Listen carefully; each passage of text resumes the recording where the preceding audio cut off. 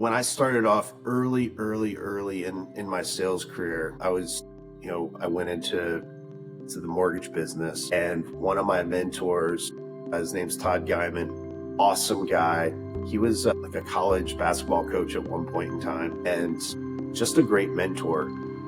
As we were going through looking at our numbers and trying to figure out, how many calls did I have to make in a day? How many leads did I have to come in, would have to come in? How much money am I wanting to make? Okay, this means I have to get X amount of deals. And he really helped shape the way I looked at my sales early on. And that gave me a strong foundation because I was able to measure everything. And in our coaching, in our world of business coaching, we always say whatever can be measured can be managed, and whatever can be managed can be moved, right?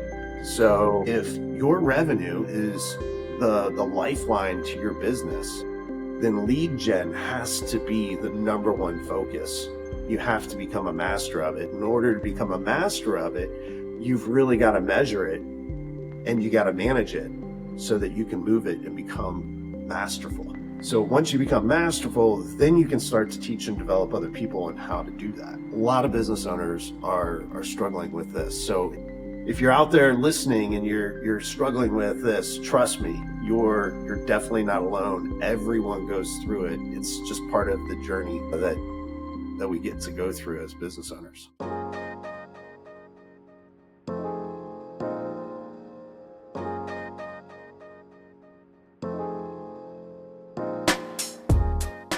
Everybody, and welcome. So I'm Lianne Shinton from Automation Dogs, and welcome to my podcast. I run a software for dog trainers. I help dog trainers with their business, and a lot of times my podcast topic is about helping dog trainers with their business. And today I have the pleasure of bringing to all the dog trainers my coach, Tim Moses from Peterson Acquisitions, Build to Sell. Welcome, Tim. Hello, and thank you.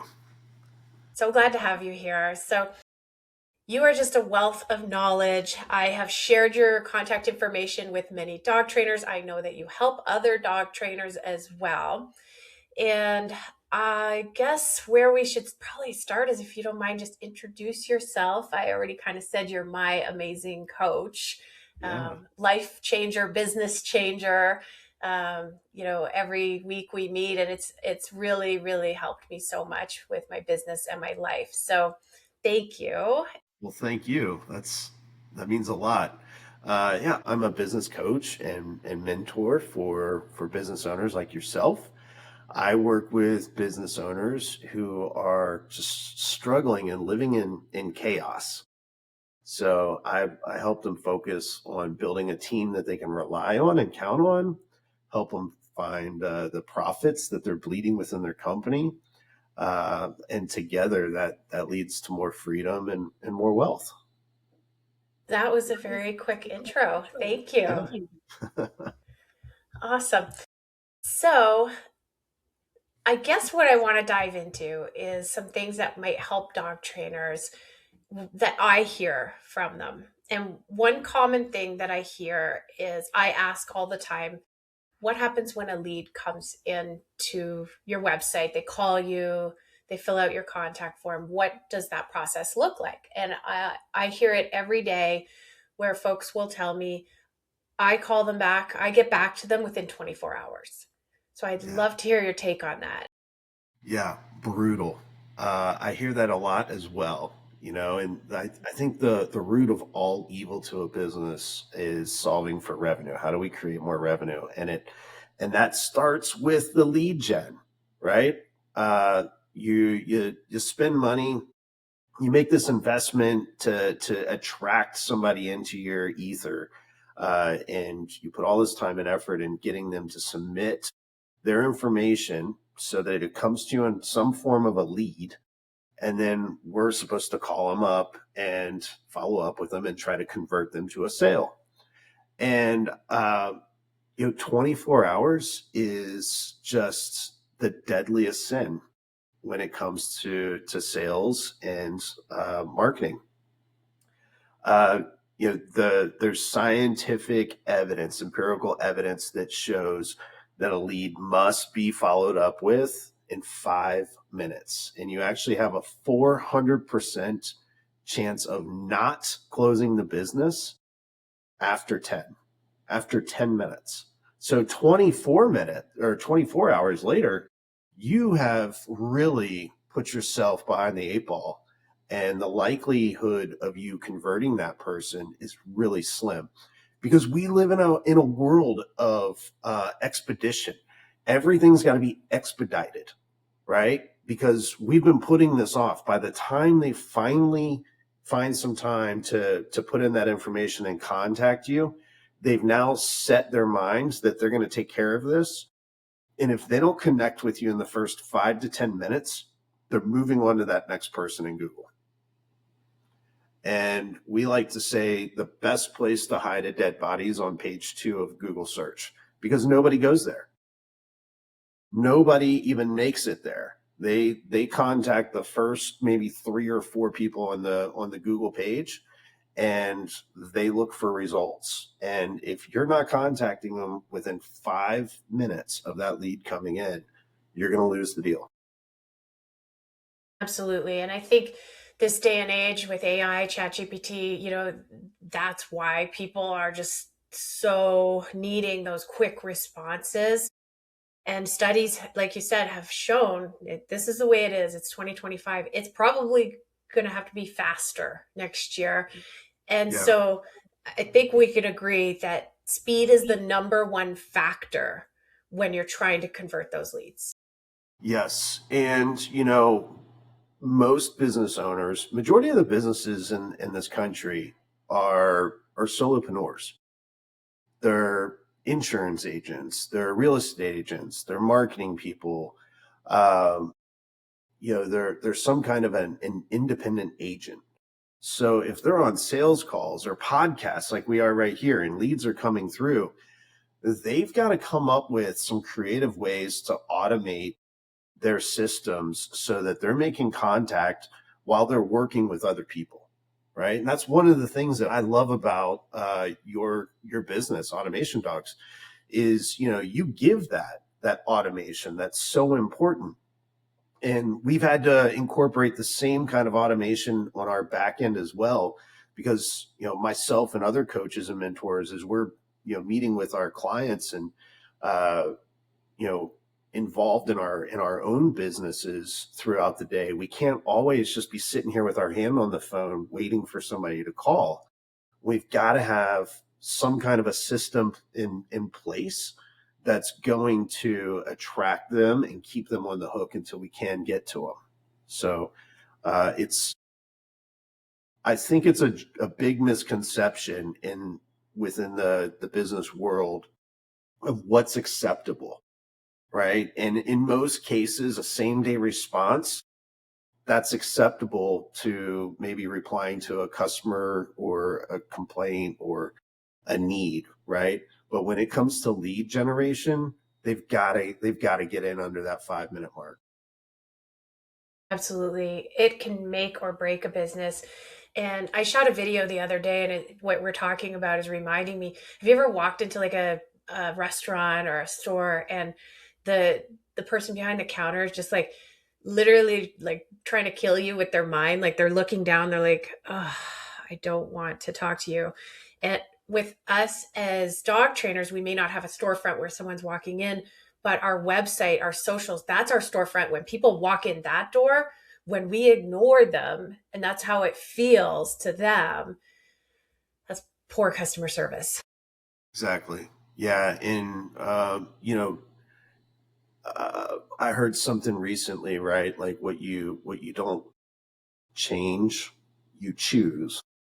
Right. So in this world that we have today, we have so many options in front of us. And I think all of us are now kind of trained to that instant gratification. So I need it now type scenario. And, I think same day response, like when it comes to customer support, is realistic. And I tell my clients, like, you're going to get a same day response, but that doesn't mean I'm going to solve your problem the same day. That just means that I'm going to acknowledge you so that when you go home to your family or your friends and you're breaking bread, you don't have to break that piece and say, I wonder if Tim got my email about that. Right. I think I think it's the best policy to just say, hey, Lianne, I got your email today. I'm taking a look at this. I'll have answers for you tomorrow. And I see so many business owners setting themselves up for failure by thinking that they have to like deal with this right now. And as business owners, we've got fires burning everywhere all day long. And if you're just running back and forth in between fires, being a firefighter, how do you work on your business? Instead of dealing with clients and putting out fires all the time, how do you find time to manage your day and prioritize so that you can actually work on the business or your people and help develop them so that come the end of the week, when you clock out at 5 o'clock, you're not dealing with the same business that you started with. There's got to be consistent growth. And if you're just constantly going back and forth and trying to deal with crisis and be a responder to all these fires, you're going to run yourself ragged, and it's never going to happen. And I think that's why most business owners feel like they're on that perpetual hamster wheel that just never stops. Definitely been on that wheel. I think We all have. we as dog trainers, like I like cleaning and making sure my kennel's clean. And that to me gets my effort, not that lead that's sitting there. Oh, well, I can get back to them, but I really want to make sure these kennels are clean and these dogs are walked and these dogs are trained. But let's talk about that lead and how much that lead is costing me. Yes. Yeah, it's about reprogramming, right? Um, that mess in the kennel, it's going to be there in 5 minutes, right? So it's just going to take a quick 5 minutes to call that lead back and have a conversation with them and schedule a consultation with them, right?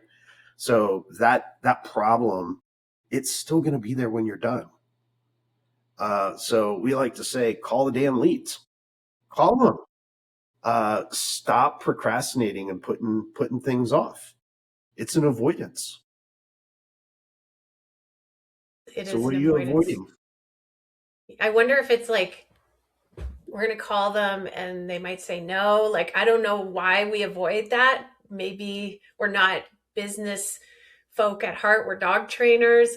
Um, Maybe talk to us about the avoidance. Why would we avoid working those darn leads? Well, there's a lot there to unpack when it comes to avoidance, and everyone's in a different part of their journey, right? If I'm a business owner, maybe I'm a dog trainer just starting off, and maybe leads are coming in, and maybe I've got a little bit of that. What do they call it? I'm dealing with an identity crisis. Like maybe I don't feel like I'm valid enough or I'm qualified yet because I don't have a lot of experience. I'm just starting off. So picking up the phone and talking to a dog owner about training their pet, I I could feel a little bit vulnerable doing that, right? And unfortunately, that's just part of the journey. You got to just push through it and find a way to overcome it. Um, I You hear a lot like fake it until you make it. And I think that's a good way to start off, but I don't think it's a great way to live by, right? Because I think if you're constantly just faking it to make it, at some point in time you start to believe that lie. But I think starting off to pick up the lead, it's a good thing to do it. But other people are, maybe just intimidated by talking to them and um, afraid of getting the no, Mm-hmm. Mm-hmm. right? Or maybe they also have an issue with like titles, like talking to people of higher authority. So depending on where they see themselves within the social classes can also dictate how they're interacting with other people. So there's an amazing book. It's a really dry read, but it really goes through like the 15 different psychological behaviors that we as salespeople go through during our prospecting and lead nurturing cycles. And it tells you how to like cope with them and overcome them.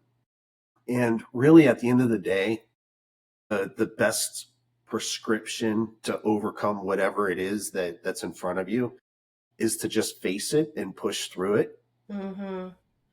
And, as you push through it, you become better at it, you get more repetitions, and you develop, better strengths so that you overcome it. And you kind of look back on it and you realize, like, sometimes I'll chuckle and be like, huh, I can't even believe like I was even a little bit worried about that. That was nothing.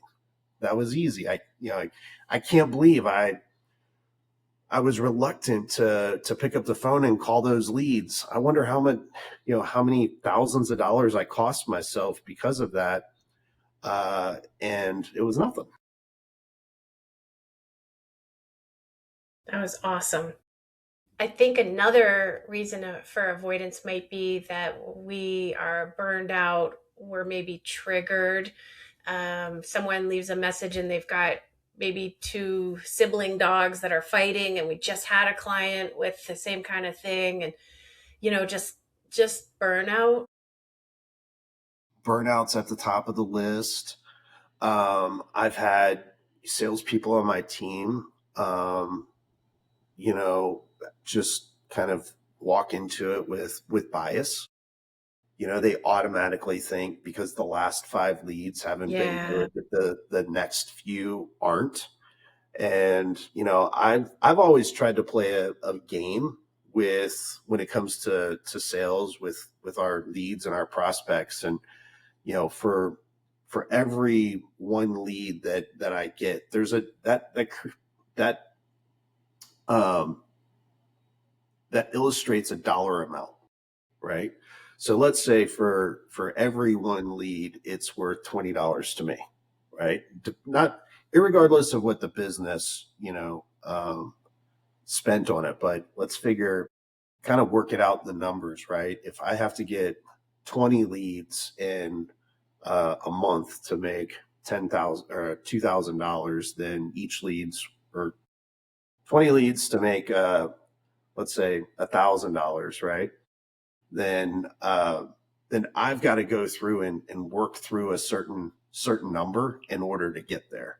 So I try to put a dollar amount on it and create more of a game and think of it as the way to win the game is to work through less leads to make more money.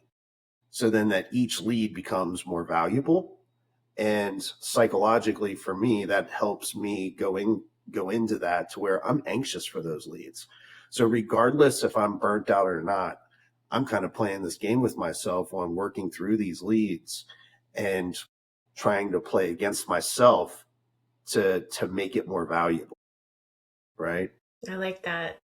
So it's a different way of looking at it, but I think that's really the best way to overcome whatever season you're in right now, right? So if you find yourself with a stack of leads there and you're not eager to pick up the phone, there's something going on. There's something inside that's not causing you to just automatically pick up the phone and call them or be anxious to talk to them. And I think that's a good time for you to just take a deep breath and pause and really reflect and think through it and try to understand what's preventing you from picking up the phone. What's getting in your way? Why are you procrastinating? And once you can identify that, then you can start to sift through it and start to overcome it and come up with a game plan. And us dog trainers are quite the competitive bunch. We like to compete in dog sports. So when you said, something about playing the game, yeah, that could be very powerful for our group. Yeah, yeah. When I started off early in my sales career, I went into the mortgage business, And one of my mentors, his name's 𝙇𝙤𝙖𝙣𝙤 awesome guy. He was like a college basketball coach at one point in time, and just a great mentor. And as we were going through, looking at our numbers and trying to figure out, how many calls did I have to make in a day? How many leads did I have to come in, would have to come in? How much money am I wanting to make? Okay, this means I have to, get X amount of deals. And he really helped shape the way I looked at my sales early on. And that gave me a strong foundation because I was able to measure everything. And in our coaching, in our world of business coaching, we always say whatever can be measured can be managed, and whatever can be managed can be moved. Right. So if your revenue is the lifeline to your business, then lead gen has to be the number one focus. You have to become a master of it. In order to become a master of it, you've really got to measure it and you got to manage it so that you can move it and become masterful. So once you become masterful, then you can start to teach and develop other people on how to do that. A lot of business owners are struggling with this. So if you're out there listening and you're struggling with this, trust me, you're definitely not alone. Everyone goes through it. It's just part of the journey that we get to go through as business owners. Yeah. And for me, when I started training dogs at 17, I was just like, I love dogs. Dogs are cool. Oh my gosh, I want to learn everything about dogs. But if I had have put 50% of that effort into learning more about business, that would have been such a better idea. But like you said, it's the journey. Yeah. Yeah. It is the journey. And there's I think there's kind of a shift right now in the world of like trying to find a shortcut around that journey. Everyone's trying to get things done fast or get done things quickly or the easy route. And I learned early on in my journey of business entrepreneurship is the fastest path, the fastest, most efficient, cheapest, and most rewarding journey is going like right through the jungle. Like, don't spend time looking for shortcuts or fast ways around things or avoid the tough stuff. Barrel through it. And once you learn how to charge through that, you're going to move so much faster as a business owner. And you're going to look back and be like, man, that was a wild ride. Was it hard? Yes. The fun is in the battles. It's in those daily battles. But that doesn't mean like to create your own battles. The world's going to do that for you. So stop creating your own battles. Call the leads, right? Set the right expectations and operate daily with intent. And if you can get those three things down, it will get you a long way. Yeah, that's the fast track. Now, when you kind of give that visual of like just go through the jungle, like stay focused. And this is shifting a little bit, but I'm the kind of person, I consider myself entrepreneurial. I have these ideas, and I'm like, I message you and I'm like, hey, Tim, I got this idea. What do you think about this? And you have helped me to stay focused. And I talk to other dog trainers. I just spoke with one today, and, all over just with things, thinking, well, maybe I'll move, and just so much going on with her new business, her location. And she's like, I'm not sure if I'm happy here. I got new neighbors. And from what you've taught me, my advice was to just dig in, maybe saying to welcome, drop off a welcome pack, introduce yourself. They'll probably freaking love you because you can board their dog right there. Such a great resource. And us dog trainers and entrepreneur spirits were kind of all over the place. And when we're all over the place, we're not focused on the thing that actually would move the needle.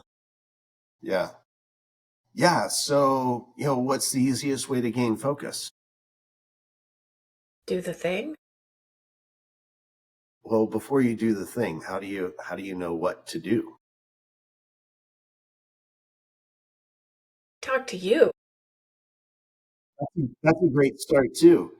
But in that conversation between you and I, right, we're going to put together a plan, right? We're going to go through and we're going to take a deep breath and we're going to write out everything and then prioritize it, right? So as we have all of these amazing ideas and all these things that would be awesome to initiate or to incorporate into the business or to do, or maybe side journeys, etc., like you've got to put everything in order and then you have to prioritize that. And then once you've been able to prioritize it, then you can start to create an action plan behind it. So creating a strategic plan gives you that flight path to success, right? Otherwise, you're just bouncing around like an atom, just moving around in chaos and unstructured order. uh, doing that can get really exhausting and it can get confusing too, because we can get Mm-hmm. easily excited about this shiny new thing over here, but yet we've got this business and priorities and clients and dogs and all these other responsibilities over here. So before we go and get distracted with this shiny other thing here, we need to pay attention over here and make sure everything's prioritized and put in order, right? So everything's got to be, operational with a strategic plan, and then from that strategic plan, there's actions behind it that is going to lead to the results. And that is probably the easiest way to keep your vision and your I guess your journey organized and keep you from getting too distracted. It's not so much about blinders, right? But you got to put things in place to create guardrails to keep you kind of going down the highway and not veering off into the ditch. And a lot of business owners, that's where a mentor or a coach comes in place, because being a business owner sometimes it's kind of a lonely journey sometimes. Mm-hmm. Our spouses or our family or our friends may not really be able to relate. Maybe they're going to their 9 to 5, right? So we carry a very different stress than they're carrying. Or maybe you're in a struggling business, and maybe your family is just, every time you talk about it, they just kind of roll their eyes and you can feel it in the room. So now you're reluctant or uncomfortable to bring anything up and talk about it and confide to them. So, having somebody in your corner to kind of hold you accountable and to keep you moving in the right direction can really help you rebound and turn your business around. And then, 90% of it's just mental warfare, just thinking about things in a different way. There's no magic bean for it. It's just applying some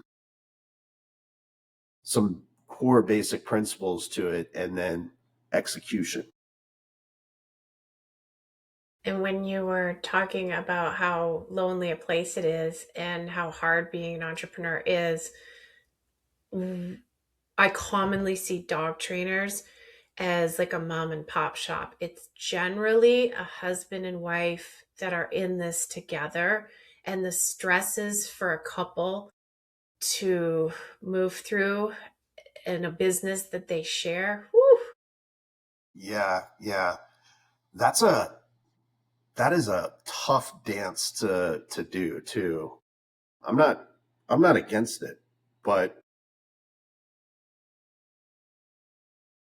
that's when you have your significant other with you as a business partner. um, if if either one of you aren't on the same page, then it can create a lot of extra headaches, right? So that's even more important. to sit down every 3 months and just, line out what your strategic plan is for the next 3 months, and who's going to own what, how are we going to do this, etc.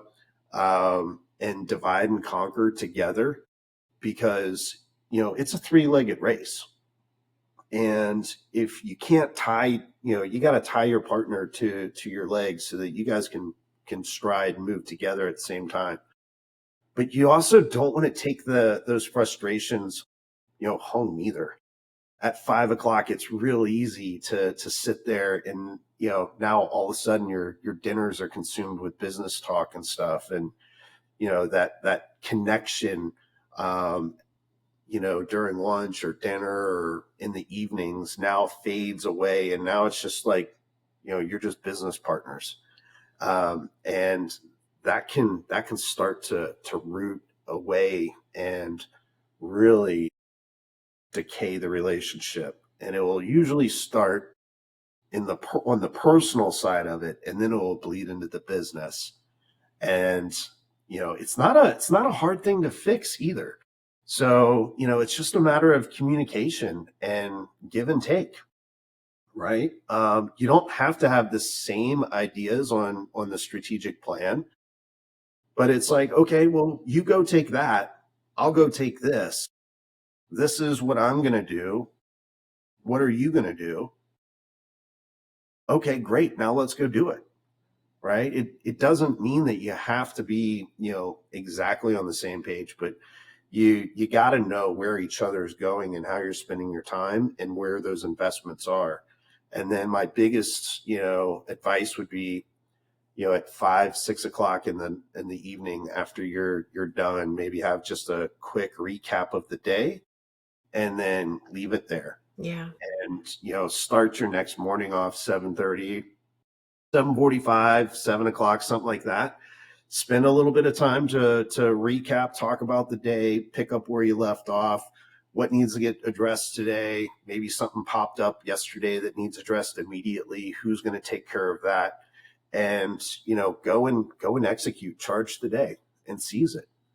And I always talk about people being reactionary instead of like operating with intent. And as business Yeah. owners, either you're working by yourself or with a couple, it's real easy to just start becoming reactionary, and you're just moving all around. If you're operating with intent, you're going to start to feel that chaos dwindle. So Yeah. it's an interesting balance for sure. Well, you had some inspiring points there, even though we are talking about something that, it's hard. Most people can't cut it.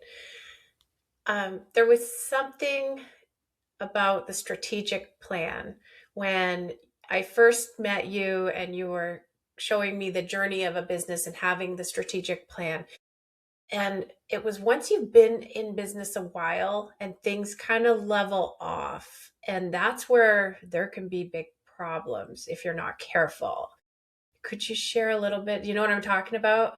I think so. Are you talking about like towards prosperity? Like, Yes. yeah. Well, I think, you know, we refer to it as the 5 steps to freedom. So we've broken down the life cycle of a business into 5 steps. The first step would be chaos, right, or creation. So this is when you just decide you want to become a dog trainer, and this is the fun part, right? You get to think of a name, a logo.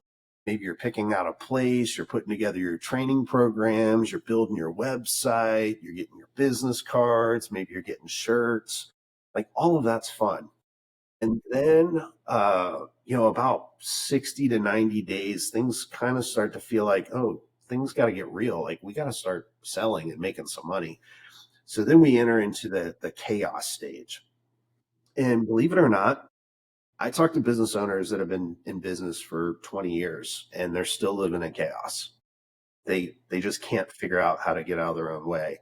They can't figure out how to get organized, how to delegate, how to build a team, how to, market. and they're just living reactionary, right? So once you learn how to operate with intent, then you can start to develop and move into the third stage, what we refer to as control. So once you have controls in place and you're operating with intent, you're able to work on the business rather than in the business. That fourth space, that's prosperity. And now that prosperity stage, that's where most businesses end up really getting hurt. We like to say they die of indigestion and not starvation. So if you were to go and look at, the life cycle of a business over the next 10 years, you're going to find every year that they're in business, the propensity for them to go out of business increases. Now, logically, you would think, Lianne, that if if a business has survived another year, right, it's weathered the storms of another year, and maybe it's become more profitable and grown, you would think logically that every year that its chances decrease. Mm-hmm. But that's not the case. And the reason for that is a lot of times they'll get to that prosperity or control phase somewhere in there, and they duplicate, they expand, they grow, or they go into a different area. So maybe I'm a dog trainer and I'm a great dog trainer. My clients are, love me. I'm getting great feedback.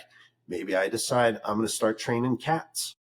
So now I'm a cat and a dog trainer. So now we've got two different divisions, and maybe the cat trainer, come to find out, there's not a big need for cat trainers out here. And now the cat trainers becomes a profit or a cost center instead of a profit center. So it's eating the profits off my dog training business. And now we end up going out of business, right? Or maybe I say, well, I'm in Kansas City and we're doing great. I feel like I've taken on the market. We've got a good namesake here. I'm going to move out to Topeka or Oklahoma City or Omaha or St. Louis, something nearby. And if you haven't created a model that you can multiply and you haven't mastered that model, then you're set up for success. It's almost like thinking having a baby in a struggling marriage is a good thing, right? All you're going to do is just duplicate the problems that are there. Duplicate the problems. Yeah. So and that's why most business owners will end up finding themselves struggling. Or your favorite restaurant, you go over that every Friday night and there's a line out the door and they're doing amazing, and then they open up a second location and seems like things are great, but a year later they're both out of business. They're shutting up the doors because they didn't create a model that they could replicate and show the same success. Very interesting.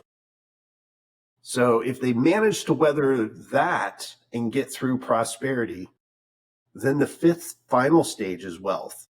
And I think that's what all of us are on this journey to achieve, right?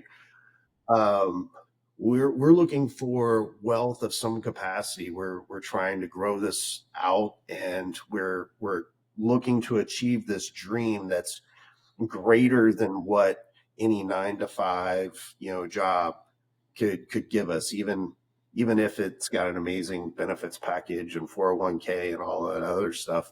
Like, we want to be the captain of this ship that takes us to this new destiny that is far greater, because inside we all think we deserve it. We all think we deserve to make hundreds of thousands of dollars, and we've got this big dream to have our company names and neon lights flashing, and everybody knows us as the best and the greatest. And that dream's achievable. It's actually easier to do than what most people would think, because your competition is making it so easy. Majority of business owners just aren't doing the things that they need to be doing that's going to get them there. They're spending all this time back here at the drawing board trying to be creative, trying to think up of all the shortcuts of how they can get around the jungle instead of going through it. What's the magic pill? What's the Autobahn that we can put our business on? How do we get there fast? How do we beat our competition to the finish line? And they spend all this time at the drawing board trying to figure it out. And Lianne, you and I, we've talked about Wile E. Coyote and the Roadrunner, right? Every cartoon with the Wile E. Coyote starts off with Wile E. Coyote drawing this intricate plan of how he's going to catch the Roadrunner, and he never does, right? Because he fails in execution. So most of your competition out there is failing in execution. Yes. And instead of just trying to make tweaks and figure it out and figure out how to execute, they don't point the finger at themselves and be like, oh, I failed at executing. They're like, that was a bad plan. Surely it wasn't me that was the problem here. It was the plan's problem. So now I've got to go back to the drawing board, scrap the whole thing, reinvent the whole plan, and now go back and do it. Well, if you continue to be a poor executor and you can't, see things through, you don't know how to measure it and manage it to move it, you're going to get the same results over and over and over again, which is why majority of these business owners live in chaos. Mm-hmm. They get the same results. They're just doing it different. Which is why their family and friends roll their eyes every time they bring it up. When you mention the competitors and how it is achievable, what you're talking about, the dream is achievable. And when you mentioned the competitors, that stood out to me because in the last 3 days, I've spoken personally to 3 dog trainers who have told me that they have heard from someone when they picked up the phone, you're the first one that picked up the phone, or you're the first one that called me back. And that's exactly what you just said. Your competitors, they're not going to make it because they're not working their leads. Yeah, I had to learn a long time ago to stop. I used to put a lot of stock into paying attention to what my competitors were doing, right? I think I, took some, I don't know, marketing or business class or something like that in college. And it was, all about like doing a SWOT analysis on your competition and really putting a lot of stock into what they're doing and the trends and this and that. And, I started to realize that I was putting way too much interest into what other people were doing and trying to duplicate them. And then I felt like I lost my identity in that, right? Because now I'm trying to blend my business or myself into them, right? So reason number one not to do it, you're going to lose your identity, right? But reason number two is they're not doing it. I don't know how many times I get on our neighborhood Facebook app and somebody's talking about needing, a driveway addition poured or something like that for their kids' basketball hoops, or they want a pickleball court put in their backyard. And time after time again, they talk to a contractor and the contractors just don't even show up. They're like, what do I have to do? Like I'm even offering like I'll pay you for a bid or a quote. Just come out and tell me how much it's going to be. And then they'll sign it and they'll be like, yeah, we'll call you. And then they never hear from them again. It's just absolutely insane. And I hear it all the time from business owners, all over the place with their other vendors. Right. So I think it's a very big problem. And I have to say shame on them if they're the business owners, right? Because it's the business owners that are allowing it to happen on their watch. They're not taking ownership of it. And, that's something that we really make sure that we inspect in our businesses, right? You have to inspect what you expect. Don't assume that you're just because you've got a bunch of grown adults who you believe to be competent people who you're paying well, don't assume that they're going to be doing it the way that they should be, right? You have to inspect it. You have to have systems in place. You have to have some kind of a CRM in place so that you can track and monitor and make sure that they're calling people and following up and showing up for appointments. Because a lot of business owners, they're just asleep at the wheel, and the prisoners are running the ward here, and they're just not showing up. And that's how you're going to beat your competition. I love it. I love it. Like, it's that competition nature that us dog trainers have too. So lean into that. Own it. Yeah. Yeah. Inspecting what you expect. And I think I need that. You mentioned earlier too, having someone to hold you accountable, like accountability, inspecting what you expect. I need that. I'm sure you need that. Like, we've got to kind of have checks and balances. And that is where, like, the software that Automation Dogs implements, you can see how many calls came in. You could see how many calls were missed. You can listen to the calls. Now, I know that when I answer a call, I try to breathe life into it. And people can hear that when they call you and you're like, they can feel and hear that, and they're supposed to trust you with their pet, their family member. Yeah. So, yeah. Yeah, that's a big one, right? And we use the same system in all of our businesses on this side of the screen, and the reason for that is so that we can inspect it. I want to, I don't want to, it's not just going and looking at somebody in a dashboard, right? I want to go and look at the quality. I want to make sure that the calls are being made. I want to listen to those calls. I want to hear the tone. I want to make sure that they're positioning the business correctly. I want to make sure that they're putting some salesmanship into it, that they've got some energy, and their tonality and their speed of their voice is being used in the right way. That they're not just text messaging, back and forth. I cannot stand in a sales like in the sales department, when salespeople hide behind emails and texts. It drives me nuts. And the biggest reason is everyone reads angry. If you're going to read an email or a text from somebody, the chances are you're reading it angry. They can't hear your tone. I don't care if you put it in caps and bold and colorful letters and emojis and all of that. They're still going to receive it in a negative way than what it was intended. And you're not going to have the same impact. Plus, the sales cycle is so slow, waiting for somebody to reply.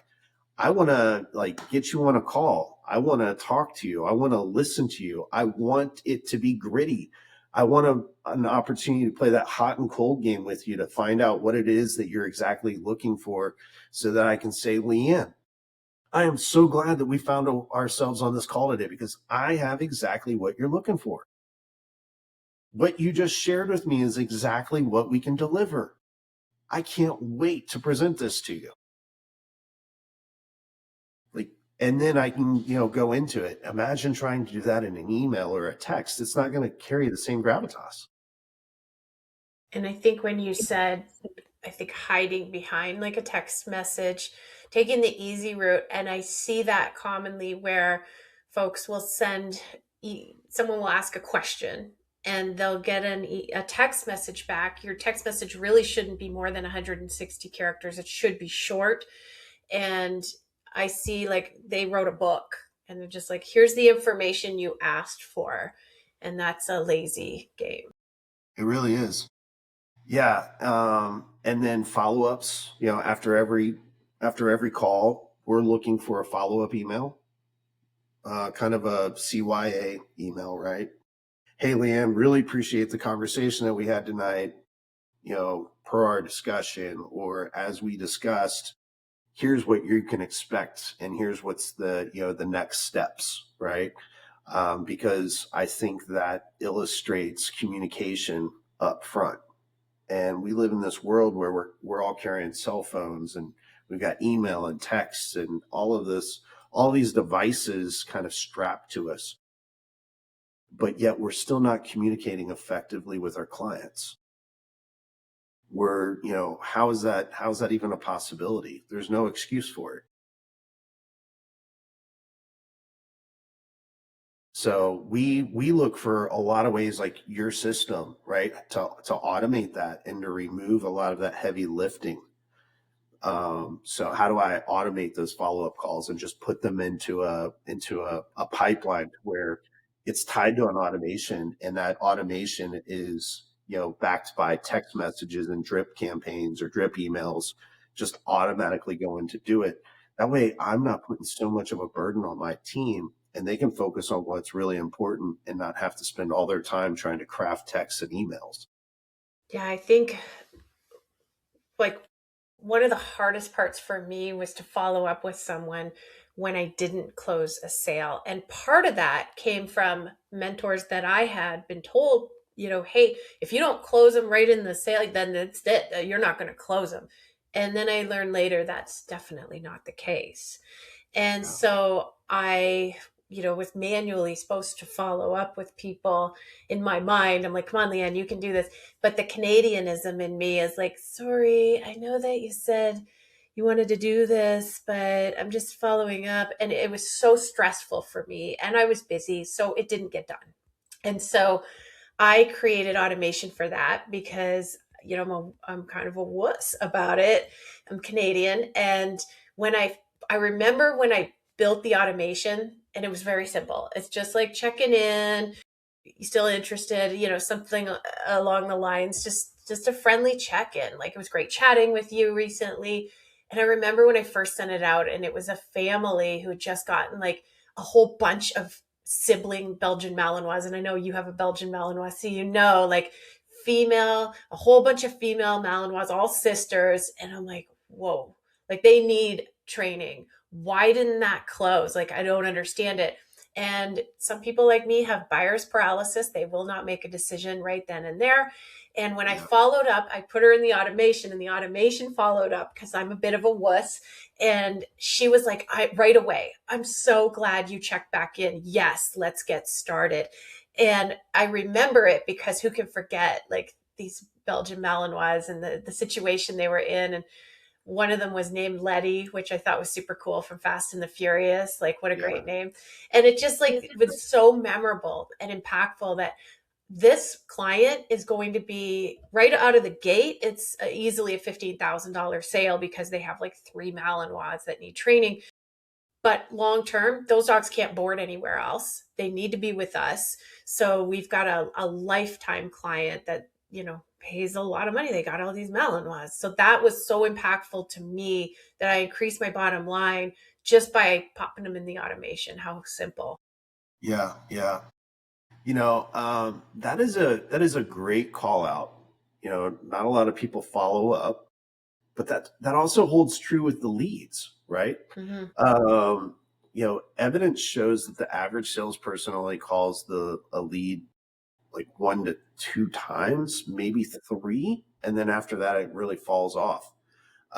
So to think that they're going to be following up, or you're going to be following up, that's hard to do, because we get busy, right? We're operating with these blinders. We've got all these fires. I think the average business owner, even myself, sometimes I wake up, I start my day, I've got this laundry list of things that I'm going to accomplish. And I'm like, yes, I'm feeling great. I'm going to go tackle the world. I'm going to kill it. I'm going to get all this done. And then at 6 o'clock in the nighttime, I'm like, when I'm wanting to shut it down, I look at my list and it's gotten longer. It hasn't gotten shorter. It's gotten longer. So you think I'm going to find time in there to follow up with Mm-hmm. somebody that told me no 2 weeks ago? Probably not. Yeah. Right. So if I have a system on the back end to do the follow up for us and to keep things, nurturing, and we take watch our click rates and look at all the statistics on the back end, right, to make sure that we're being effective in our communication with them, right?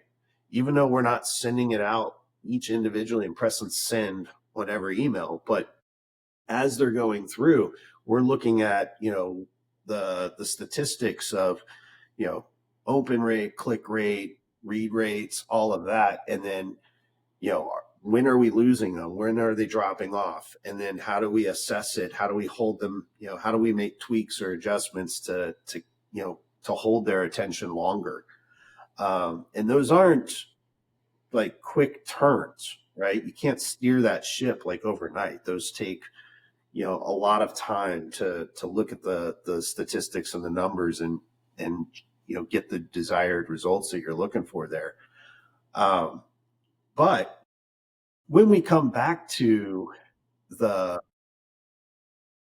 the part of the conversation, your sales conversation, you can actually avoid a lot of that unnecessary, like, awkward follow-ups and stuff by structuring your sales process in the right way, Tell right? me more. You and I, we've talked about in our sales trainings about, just the bare necessities that you need in a discovery. So when you get on that call with a prospective pet owner who's looking for, uh, you know, training for their fur animal, it's like you need to understand what it is that they're looking for. What is their budget? So we refer to the acronym BANT, BANT. This is like the bare minimum. And if you get the bare minimum, it's going to save you so much time and headache and heartache and disappointment. So, what is their budget, right? How much are they wanting to invest? Um, what is their timeline? What are their needs, right?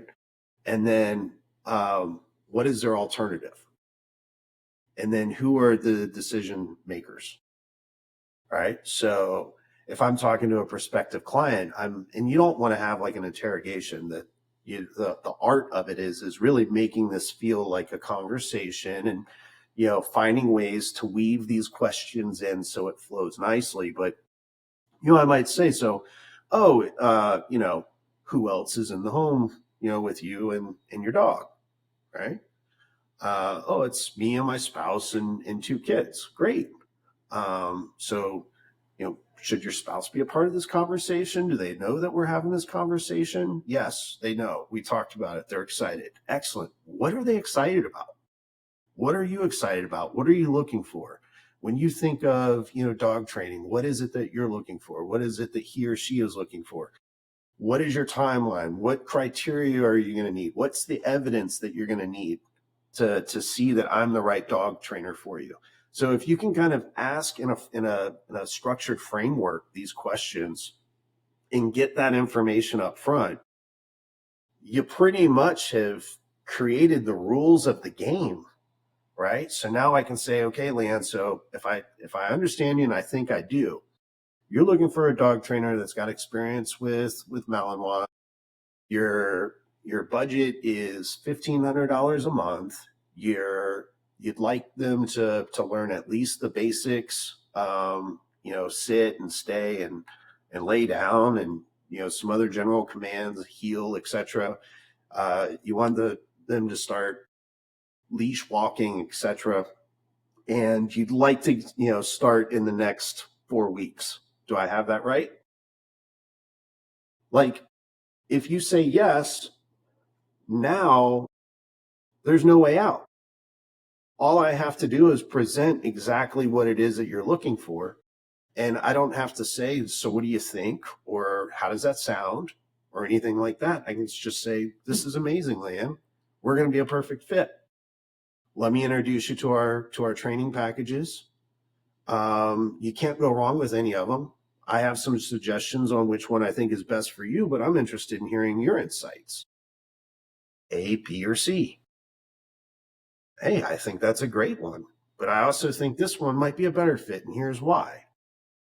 Which would you like to do? Great. Now we can get you signed up, and you just move forward, right?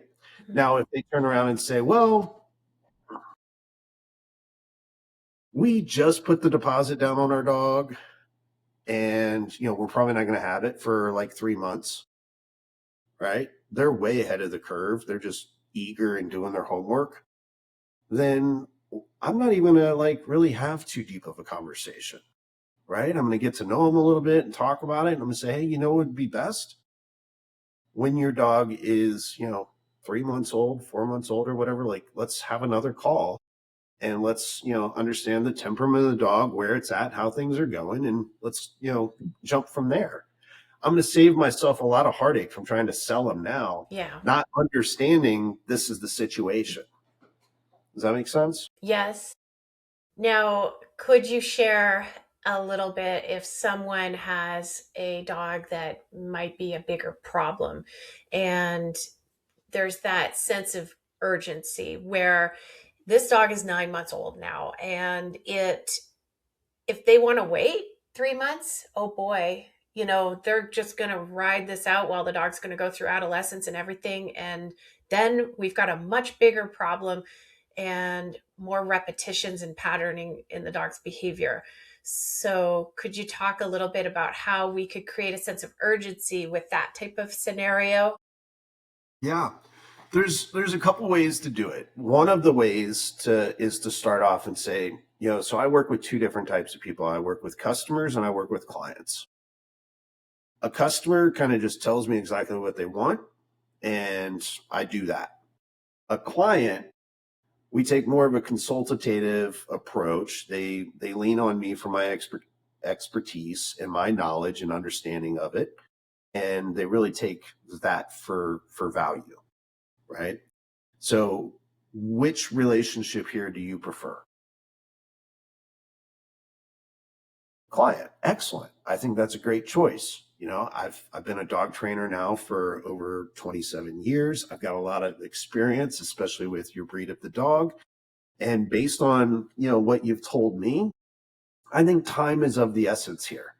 I think this is, an easy fix now, but if you don't address this now and you wait 3, 4 months down the road, I think it's going to be a bigger problem and it's going to be a lot harder to reverse and correct.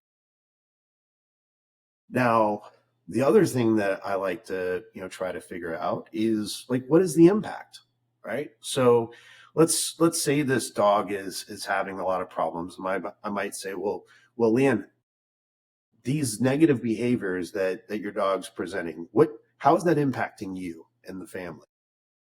It's very stressful and she's destroying our home and we're so embarrassed by her. Our neighbors hate us. Yeah.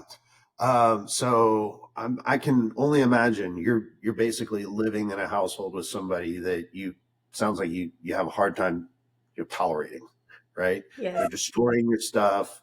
They're annoying you. They're embarrassing you. They're stressing you and all of that, right?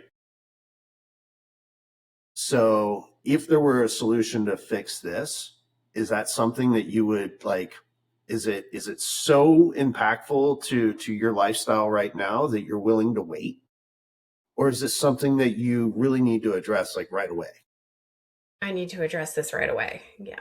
I thought you would say that. So let's go ahead and look at our calendar and let's figure out how quick we can get you in here. I think I might be able to move some stuff around and get you in as early as tomorrow or Saturday morning. What do you think? Yeah, tomorrow. Yeah. So the first method is to ask them, right? Like, how do you see me? Do you see me as a person of authority here or a subject matter expert? If you do, then I'm going to give that advice of this really needs to be addressed quickly, right? If I went to my doctor and they said, "Hey, we found a spot on this test that we don't like. We really would like to get you in like immediately and have that checked." Are you going to leave there and be like, I'll wait 6 months? No, because it's coming from a place of authority. This is a subject matter expert, right? I might get in my car and Google it, right? But Mm. at the end of the day, I'm going to end up, scheduling it. The other method, though, is to understand, like, hey, how is this problem, impacting your life? How great of a problem is it? Is this something that you really could, like, if there's a way to change it, would you continue living with it? Oh, I like that. Or, what's the cost? Well, I don't know. It's, maybe you got a client that's hem hawing about the cost. I didn't really realize it was going to cost so much. I thought it was going to be like a couple $100, Mm-hmm. right? Hey, I can understand why you think that would be the case, but you said he's, eating furniture and shoes and stuff around the house. Average pair of shoes is what, $150 now? How many more pairs of shoes should they eat? Mm-hmm. Coffee table, Couch. chairs, legs, couch cushions, etc. Like now we're getting into the thousands of dollars, right? And guess what? It's inevitable. You're going to have to pay somebody to train this dog, or you're going to have to train this dog in some fashion.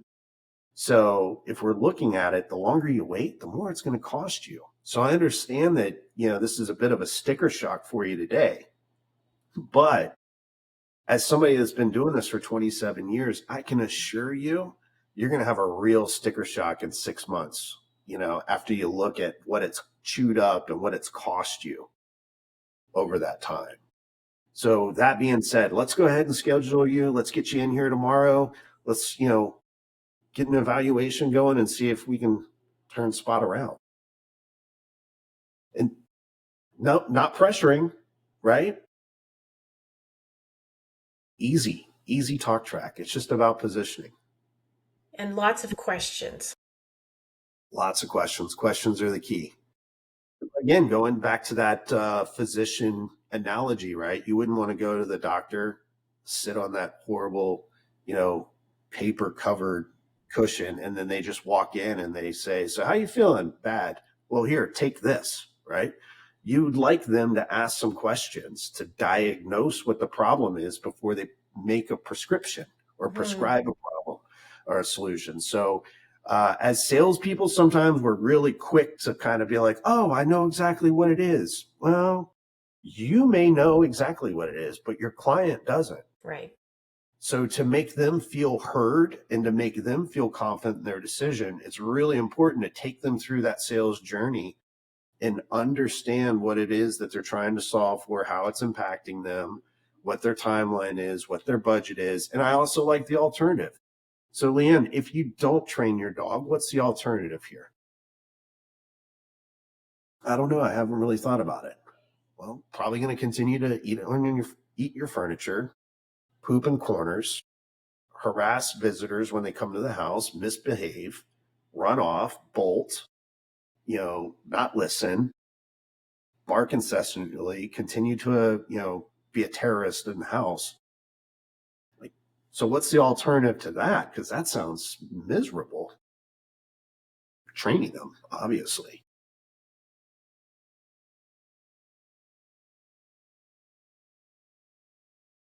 Awesome. Hopefully some dog trainers got some good takeaways today. Yeah, I hope so. We covered a lot. Yeah, I really liked when you gave the doctor analogy and just like, here's your pill, and they didn't even ask any questions. It, yeah, we as dog trainers, we have to pretend we're the client, and I think that was a great analogy to put us in a different scenario. And the questions are so important. The doctor's going to ask you questions to triage the situation, and that's what we need to do, and it shows we care. Yeah, it really does. Because that first evaluation, as you're evaluating the dog, they're judging you too, right? They're evaluating you to see if you really care, right? Are you just uh, somebody that's like collecting clients for the sake of doing it, or are you really passionate about what you're doing and gonna give a good result? Because it's not just training, right? They're looking for a return on their investment. They're making an investment in this animal. They're educating that animal. They're teaching him, and they're relying on you to do that. So there's got to be a return of investment on the back end. So the only way to figure out what that investment is going to be or that return is going to be is by asking those questions. Yep. Go through that discovery. And the showing you care is, it's important right in the beginning too, like when we first started today's conversation, when the lead comes in asking questions. What's your dog's name?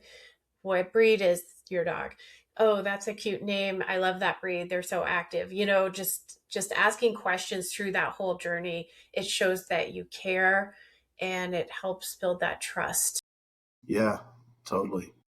Yeah, you really want them to be excited to work with you, right? Because although that dog might be problematic right now and a nuisance, right?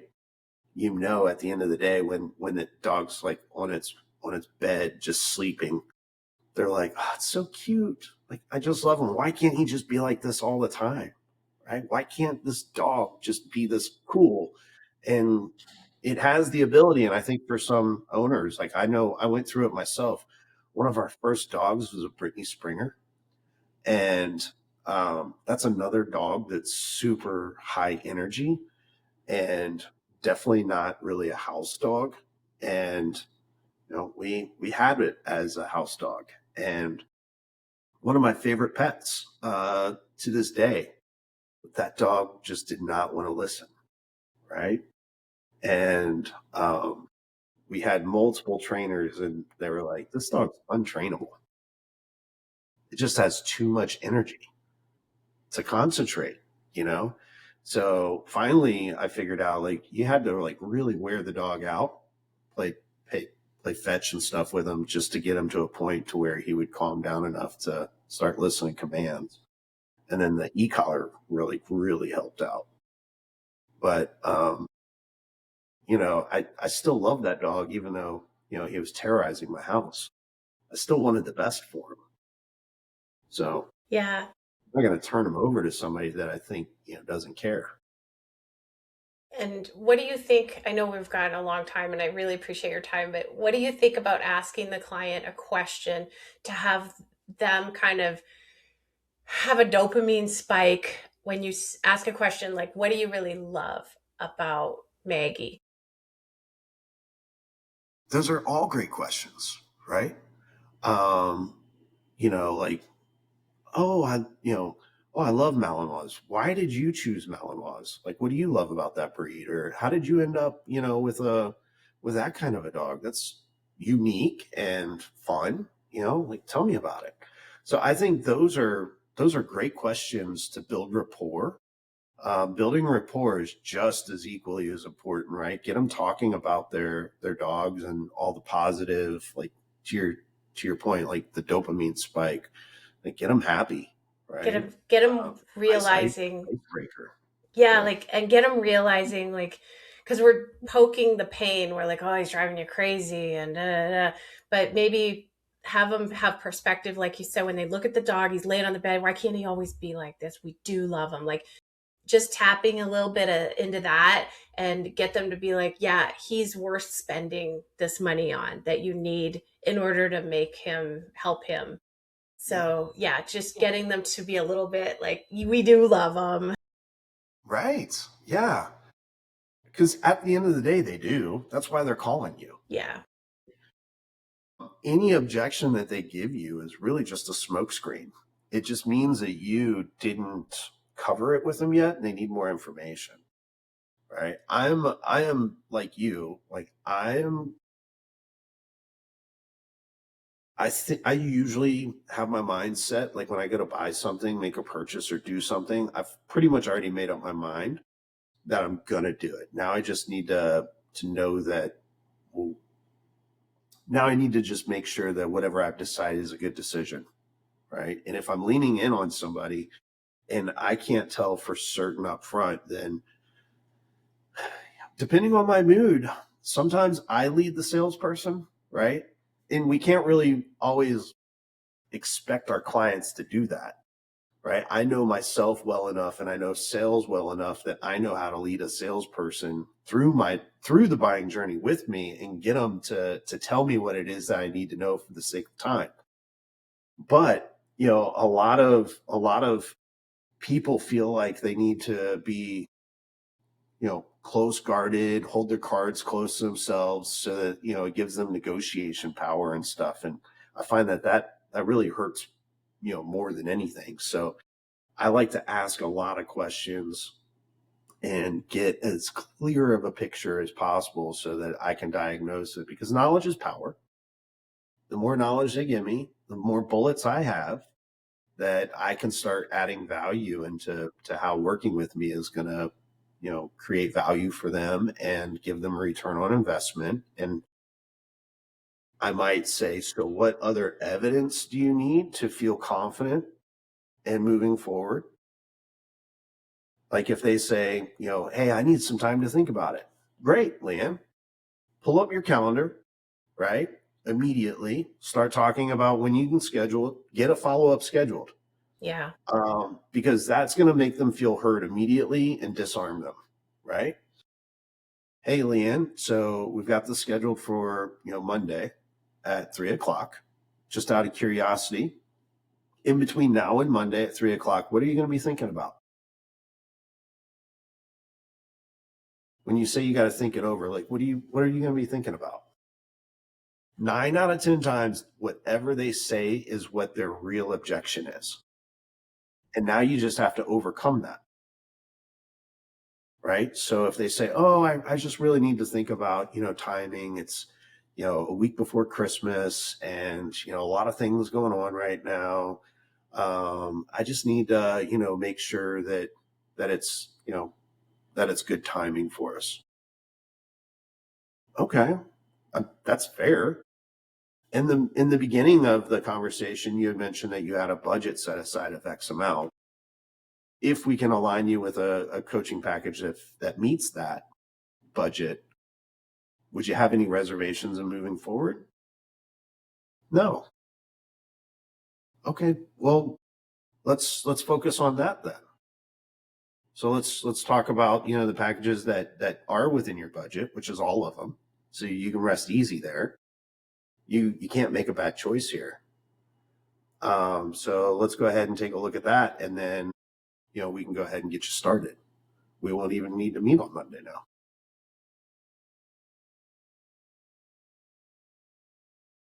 I like it.